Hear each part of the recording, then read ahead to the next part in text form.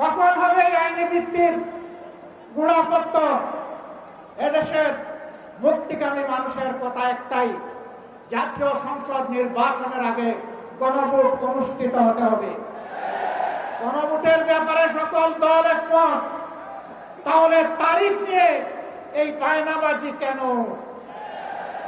একমত হয়ে যখন স্বাক্ষর করেছি সবাই, তখন গণভোট আগে হওয়াই হচ্ছে যুক্তিযুক্ত।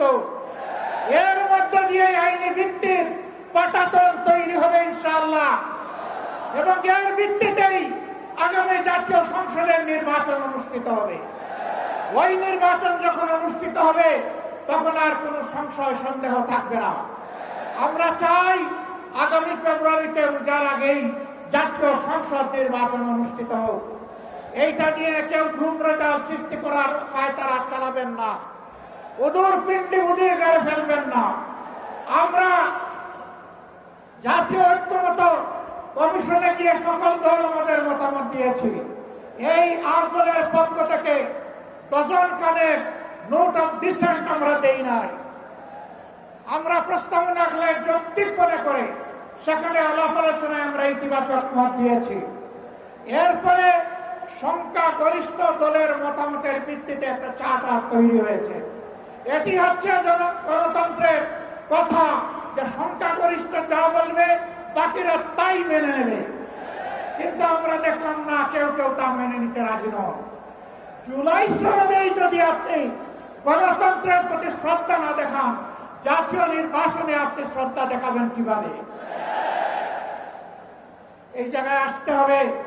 সকল বায়না ভুলে যান। জুলাই শহীদের রক্তের প্রতি সম্মান দেখান। জুলাইয়ে যারা লড়াই করেছে বুক টান করে, যারা পঙ্গু আহত হয়ে এখনো দুঃখে দুঃখে কষ্ট করছে, মেহরবানি করে তাদের বুকের ভাষা বোঝার চেষ্টা করুন।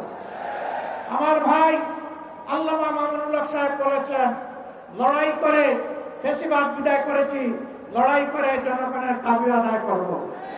আমি স্পষ্ট ভাষায় বলতে চাই, কোন দলের নয়, জনতার বিজয় হবে ইনশাআল্লাহ।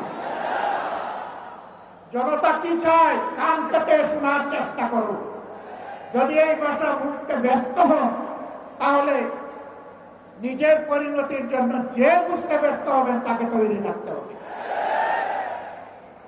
আমরা কথা দিচ্ছি বাংলাদেশের জনগণকে, আমাদের সহযোদ্ধারা আমাদের হাতে এনে মুক্তির প্রাথমিক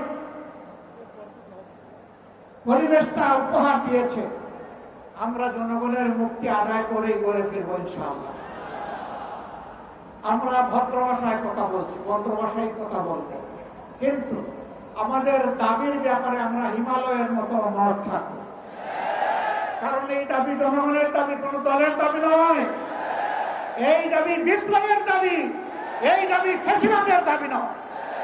অতএব ফ্যাসিবাদের দাবির কাছে বাংলাদেশের জনগণ মাথা নত করবে না। তৈরি হন।